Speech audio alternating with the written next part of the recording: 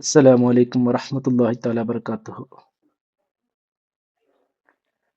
ಪ್ರೀತಿಯ ತಾತ ಅಬ್ದುಲ್ ಮುತ್ತಲಿಬರ ಮರಣ ನಂತರ ಬಾಲಕ ಮೊಹಮ್ಮದರು ಚಿಕ್ಕಪ್ಪ ಚಿಕ್ಕಮ್ಮನ ಸುಪರ್ದಿಯಲ್ಲಿ ಬೆಳೆಯತೊಡಗಿದರು. ಇತ್ತ ಕಡೆ ಅಬು ತ್ವಾಲಿಬ್ ದಂಪತಿ ಮೊಹಮ್ಮದರಿಗೆ ಯಾವುದೇ ರೀತಿಯಲ್ಲಿ ಕೊರತೆ ಉಂಟಾಗಬಾರದೆಂದು ತಮ್ಮ ಸ್ವಂತ ಮಕ್ಕಳಿಗಿಂತಲೂ ಒಂದು ಹಿಡಿ ಹೆಚ್ಚಾಗಿ ಪ್ರೀತಿಸುತ್ತಿದ್ದಾರೆ. ಬಾಲಕ ಮೊಹಮ್ಮದ್ ಸಲ್ಲಲ್ಲಾಹು ಅಲೈಹಿ ವಸಲ್ಲಮರೆಂದರೆ ಕೇವಲ ಮನೆಯವರಿಗೆ ಮಾತ್ರ ಅಲ್ಲ, ಊರವರಿಗೂ ಅಚ್ಚುಮೆಚ್ಚು. ವಯೋಸಹಜ ತುಂಟಾಟಗಳು, ಕೀಟಲೆಗಳು ಇಲ್ಲದೆ ಸೌಮ್ಯ ಸ್ವಭಾವ ಹೊಂದಿದ್ದ ಬಾಲಕ ಊರವರ ಪಾಲಿನ ನಂಬಿಕಸ್ಥನಾಗಿ ಬೆಳೆಯುತ್ತಿದ್ದರು. ತಾತ ಅಬ್ದುಲ್ ಮುತ್ತಲಿಬು ತನ್ನ ಜೀವಿತಾವಧಿಯಲ್ಲಿ ಸಂಪತ್ತುಗಳನ್ನು ಕೂಡಿಟ್ಟಿರಲಿಲ್ಲ. ಅದೇ ಚಿಂತೆ ವೃದ್ಧಾಪ್ಯದ ಖುಷಿಯನ್ನು ಕಸಿದಿತ್ತು. ಅವರ ಮಕ್ಕಳಲ್ಲಿ ಕೆಲವರು, ಅದರಲ್ಲಿಯೂ ಅಬೂ ಲಹಬ್ ಎಂಬ ಹೆಸರಿನಿಂದ ಗುರುತಿಸಲ್ಪಟ್ಟ ವ್ಯಕ್ತಿ, ತನ್ನ ಸ್ವಂತ ಪರಿಶ್ರಮದಿಂದ ಧನಿಕರಾಗಿದ್ದರು. ಆದರೆ ಅಬು ತಾಲಿಬ್ ಮಾತ್ರ ದಟ್ಟ ದಾರಿದ್ರ್ಯದ ಸ್ಥಿತಿಯಲ್ಲಿದ್ದರು. ತನ್ನ ಮಕ್ಕಳ ಜೊತೆ ಅನಾಥ ಬಾಲಕ ಮೊಹಮ್ಮದ್ ಸಲ್ಲಲ್ಲಾಹು ಅಲೈಹಿ ವಸಲ್ಲಮರನ್ನು ಸಾಕುತ್ತಿದ್ದರು. ಕಿತ್ತು ತಿನ್ನುವ ಬಡತನ, ಚಿಕ್ಕಪ್ಪನ ಮನೆಯ ಸಂಕಷ್ಟದ ಪರಿಸ್ಥಿತಿ ಅರಿತ ಬಾಲಕ ಮೊಹಮ್ಮದ್ ಸಲ್ಲಲ್ಲಾಹು ಅಲೈಹಿ ವಸಲ್ಲಮರು ಸಣ್ಣ ವಯಸ್ಸಿನಲ್ಲೇ ಜೀವನೋಪಯೋಗಕ್ಕಾಗಿ ಬೆಟ್ಟ ಕಣಿವೆಗಳ ನಡುವೆ ಆಡು ಮೇಯಿಸುವ ಕೆಲಸ ಮಾಡುತ್ತಿದ್ದರು. ಕೆಲವೊಮ್ಮೆ ಅಬು ತಾಲಿಬರು ದೂರದ ಯಾತ್ರೆಗೆ ಜೊತೆಯಾಗುತ್ತಿದ್ದರು. ಇಂತಹ ಒಂದು ಯಾತ್ರೆಯ ಸಂದರ್ಭದಲ್ಲಾಗಿದೆ ಈ ಅದ್ಭುತ ಘಟನೆ ನಡೆದಿತು. ಬಾಲಕ ಮೊಹಮ್ಮದ್ ಸಲ್ಲಲ್ಲಾಹು ಅಲೈಹಿ ವಸಲ್ಲಮರವರಿಗೆ 9 ಅಥವಾ ಕೆಲವರ ಅಭಿಪ್ರಾಯದ ಪ್ರಕಾರ 12 ವರ್ಷ ವಯಸ್ಸು. ಚಿಕ್ಕಪ್ಪ ಅಬು ತ್ವಾಲಿಬ್ ವ್ಯಾಪಾರಿ ಸಂಘದೊಂದಿಗೆ ಸಿರಿಯಾಗೆ ಹೊರಟಿದ್ದರು. ಅಜ್ಜನ ಮರಣ ನಂತರ ಅಬು ತ್ವಾಲಿಬರನ್ನು ಹಚ್ಚಿಕೊಂಡಿದ್ದ ಮೊಹಮ್ಮದರನ್ನು ಬಿಟ್ಟು ಹೋಗಲು ಸ್ವತಃ ಅಬು ತ್ವಾಲಿಬರಿಗೂ ಮನಸ್ಸಾಗಲಿಲ್ಲ. ಮೊಹಮ್ಮದ್ ಸಲ್ಲಲ್ಲಾಹು ಅಲೈಹಿ ವಸಲ್ಲಮರನ್ನು ಅಷ್ಟು ಹಚ್ಚಿಕೊಂಡಿದ್ದರು.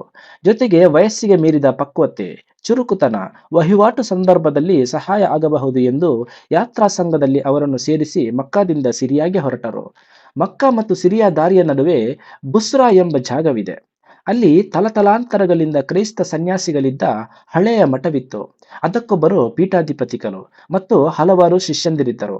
ಪೀಠಾಧಿಪತಿ ಮರಣ ಹೊಂದಿದರೆ ಇನ್ನೊಬ್ಬ ಹಿರಿಯ ಸನ್ಯಾಸಿ ಆ ಸ್ಥಾನವನ್ನು ಅಲಂಕರಿಸುವ ಸಂಪ್ರದಾಯವಿದ್ದ ಆ ಮಠದಲ್ಲಿ ಅತ್ಯಂತ ಪ್ರಾಚೀನ ವೇದ ಗ್ರಂಥಗಳಿದ್ದವು. ಆ ವೇದ ಗ್ರಂಥಗಳಲ್ಲಿ ಅರಬಿಯಾಗಿ ಆಗಮಿಸಲಿರುವ ಪ್ರವಾದಿಯ ಬಗೆಗಿನ ಸ್ಪಷ್ಟ ಉಲ್ಲೇಖಗಳಿದ್ದವು. ಆಗಿನ ಮಠಾಧಿಪತಿ ಬಹಿರಾ ಸನ್ಯಾಸಿಗೆ ಇದರ ಬಗ್ಗೆ ನಿಖರ ಮಾಹಿತಿ ಇತ್ತು. ಅದರ ಪ್ರಕಾರ ತನ್ನ ಜೀವಿತ ಕಾಲದಲ್ಲಿಯೇ ಆ ಪ್ರವಾದಿಯ ಆಗಮನವಾಗುತ್ತದೆ ಎಂದು ಮಠಾಧಿಪತಿ ಬಹಿರಾ ಬಲವಾಗಿ ನಂಬಿದ್ದರು. ದಿನಗಳ ಕಾಲ ಪ್ರಯಾಣ ಮಾಡಿ ಸುಸ್ತಾಗಿರುವ ಹೆಚ್ಚಿನ ಯಾತ್ರಿಕರು ಆ ಪ್ರದೇಶದಲ್ಲಿ ವಿಶ್ರಾಂತಿ ಪಡೆಯುವುದು ಅಂದಿನ ವಾಡಿಕೆ. ಮಕ್ಕದಿಂದ ಆಗಮಿಸುವ ವ್ಯಾಪಾರಿ ಸಂಘ ಮಠದ ಮುಂದೆ ಹಾದು ಹೋಗುವುದನ್ನು, ವಿಶ್ರಾಂತಿ ಪಡೆಯುವುದನ್ನು ಎಲ್ಲ ಬಹಿರಾ ಸೂಕ್ಷ್ಮವಾಗಿ ಗಮನಿಸುತ್ತಿದ್ದರು. ಎಂದಿನಂತೆ ಅವತ್ತು ಕೂಡ ಬಹಿರಾ ಮಕ್ಕದಿಂದ ಬರುವ ಯಾತ್ರಾ ಸಂಘವನ್ನು ನೋಡುತ್ತಿದ್ದಾರೆ. ಏನು ಆಶ್ಚರ್ಯ! ತನ್ನ ಕಣ್ಣುಗಳನ್ನು ತಾನೇ ನಂಬದಾದರು. ಬಹಿರಾ ಮುಖದಲ್ಲಿ ಮಂದಹಾಸದ ಗೆರೆಗಳು ಮೂಡಿದವು. ಕಣ್ಣುಗಳಲ್ಲಿ ಅದೇನೋ ಮಿಂಚು.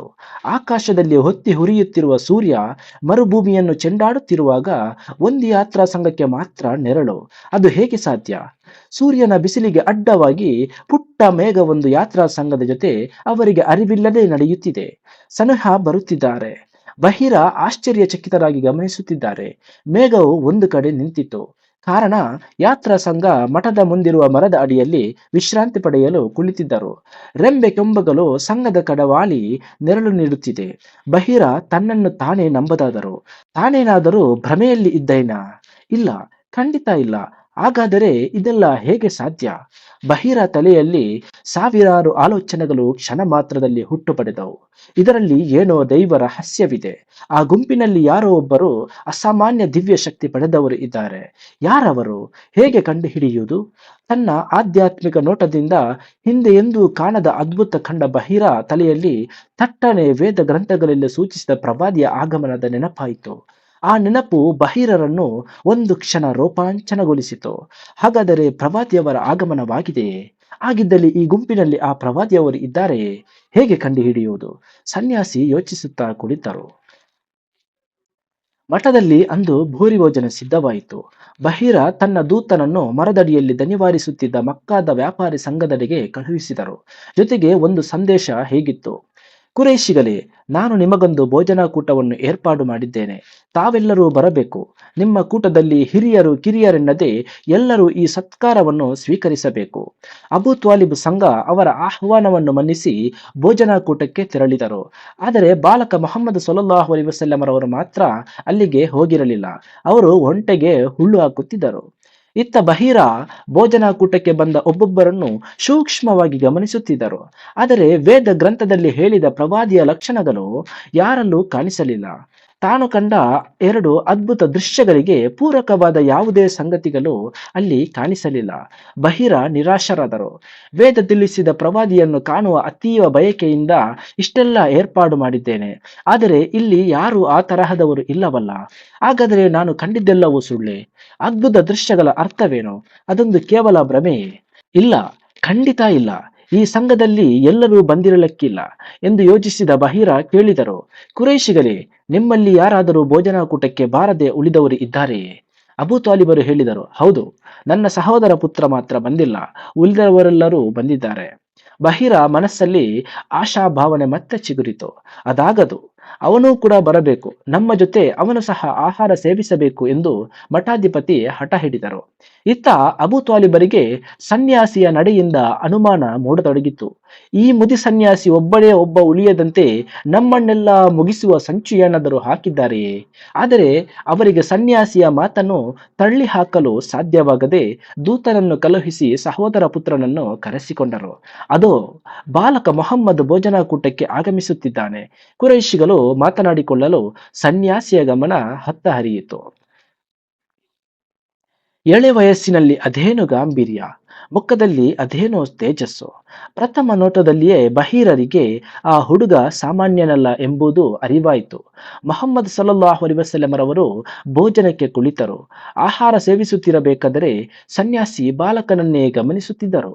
ಮನಸ್ಸಿನಲ್ಲಿ ವೇದ ಗ್ರಂಥ ಹೇಳಿದ ಪ್ರವಾದಿಯ ಲಕ್ಷಣಗಳು ಒಂದರ ಹಿಂದೆ ಒಂದರಂತೆ ಹಾಯತೊಡಗಿತು.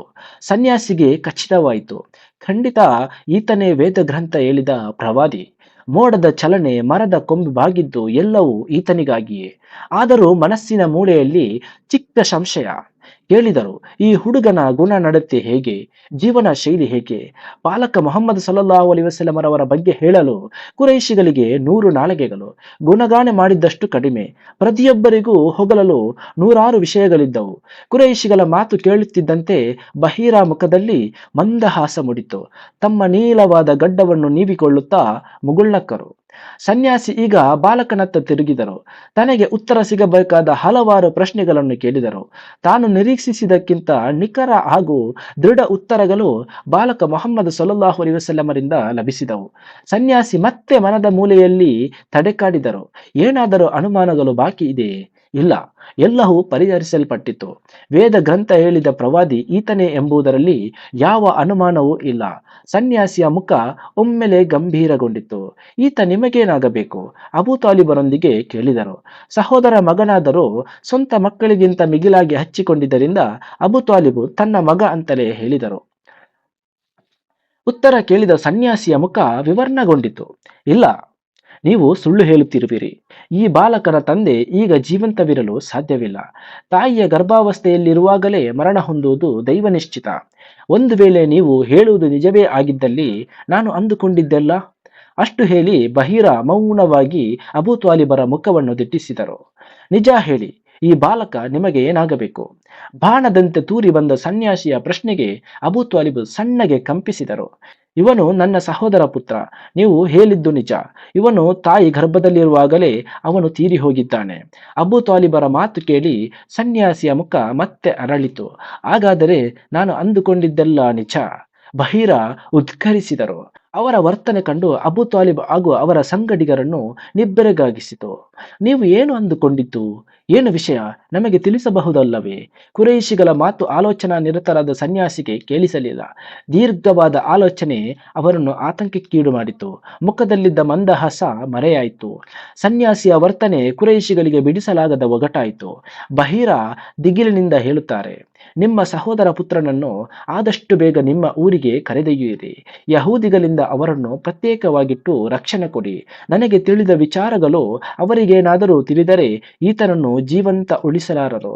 ಖಂಡಿತ ಈತನ ವಿರುದ್ಧ ಅವರು ಕೆಡುಕಿನ ಬಳೆಗಳನ್ನು ಬೀಸಲಿದ್ದಾರೆ. ನೀವು ಅವನನ್ನು ರಕ್ಷಿಸಿ. ನಿಮ್ಮ ಸಹೋದರನ ಪುತ್ರನಿಗೆ ಎಷ್ಟೋ ಅದ್ಭುತ ವಿಷಯಗಳು ಕಾದಿ ಕುಳಿತಿವೆ ಎಂದು ಅಬೂ ತಾಲಿಬರೊಂದಿಗೆ ಬಹೀರ ಹೇಳುತ್ತಾರೆ.